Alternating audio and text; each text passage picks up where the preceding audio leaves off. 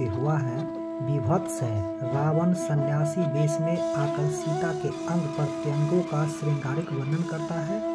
अंत में अपने आप को कमातुर प्रदर्शित कर बाएं हाथ से सीता की चोटी तथा दाहिने हाथ से उनके जंघे पकड़कर उन्हें अपने रथ में डाल लेता है। जब जटायु द्वारा उसका रथ टूट जाता है तब रावण सीता को गोद में लेकर या कंधे पर डालकर चल देता है। लंका में ले जाकर सीता के बारंबार प्रणय याचना करता है और कहता है कि तुम मुझे पति के रूप में स्वीकार करो और मेरे साथ रमण करो।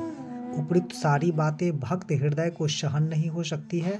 वाल्मीकि रामायण ज्यादा भक्ति भावना से नहीं किंतु कुछ तथ्य को लेकर काव्यात्मक दृष्टि से लिखी गई है और बीच बीच में भिक्षाएं भी रखी गई है। यह सब ईसा के 200-300 साल बाद की रचना है। तब वासुदेव कृष्ण को अवतार के रूप में मान लिया गया था। उनके रेखा देखी श्री राम को भी अवतार मानने की बात लोगों के मन में आ रही थी। धीरे धीरे श्री राम परमात्मा तथा सीता परमेश्वरी बनती गई। कवियों के मन में उत्तर अवतार की भावना बात होती गई और उनके द्वारा राम तथा सीता को अलौकिकता के जाने पहचाने पहनावे उन्हें चमत्कार के स्वर्णिम वरक में लपेटा गया। अतः एवं सीता को रावण से अछूती बनाने के लिए भक्तों द्वारा मुख्य 3 कहानियां गढ़ी गई है। एक तो यह कि रावण श्री राम के हाथों मरकर मुक्ति पाने के लिए सीता का श्रद्धा से हर कर ले गया था और दूसरी बात यह कि सीता जिसे रावण हर ले गया था असली थी या वह नकली, यह तो केवल माया रूपी थी।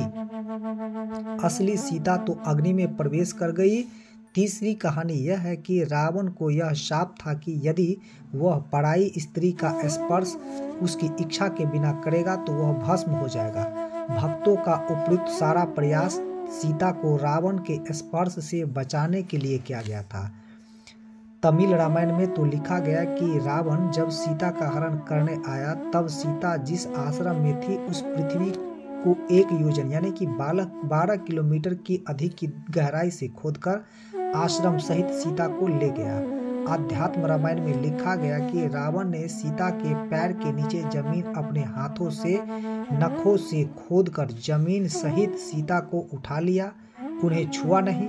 वाल्मीकि रामायण युद्ध कांड के सर्ग 31 में श्री राम का मायावी कटा हुआ सीता का सिर दिखाया गया तथा सर्ग 81 में मायावी सीता का वध इंद्रजीत द्वारा किया गया है, जिससे सीता तथा राम दोनों व्याकुल हो गए। कथा यह अंश माया सीता को कल्पना करने में मदद किया होगा। आरण्य कांड में 24वें सर्ग में रावण ने सीता के अपने अंतःपुर में रख दिया, मानो भय से अपने महल में आसुरी माया को रख दिया गया हो।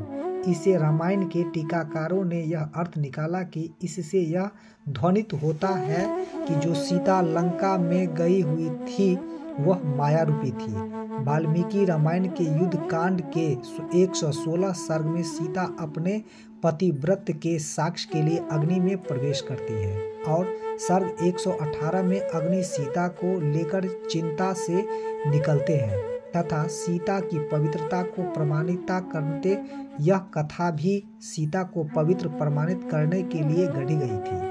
अतः एवं परवर्ती रामायण में यह भी कल्पना कर ली गई कि पंचवटी में ही असली सीता आग में प्रविष्ट हो गई थी और माया सीता लंका गई थी। परंतु विचार यह है कि जब सीता लंका गई थी तब प्रभु श्री राम द्वारा सीता पर संदेह करने की आवश्यकता ही नहीं थी, क्योंकि वे तो जानते ही थे कि लंका में सीता गई हुई थी और यह बात झूठ है।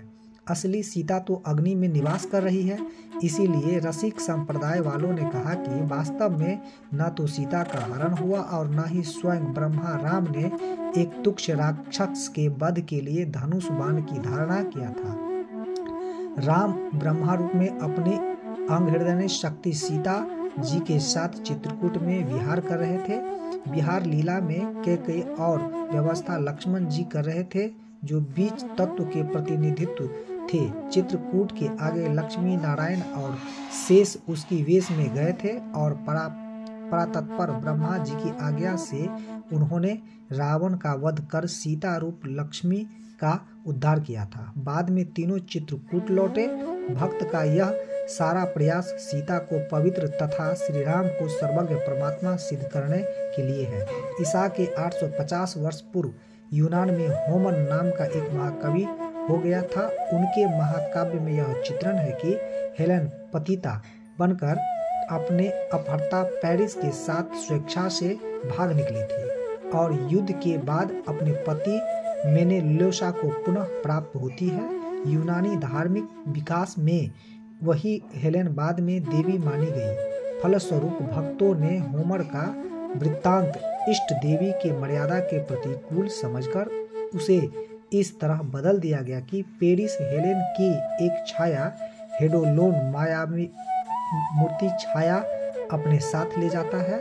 इसी तरह भक्ति भावना ने दोनों देशों में एक ही उपाय का सहारा लिया। फिर भी हेलेन तथा सीता की कथाओं के किंचित की पारंपरिक प्रयास मानने की कोई आवश्यकता नहीं। इस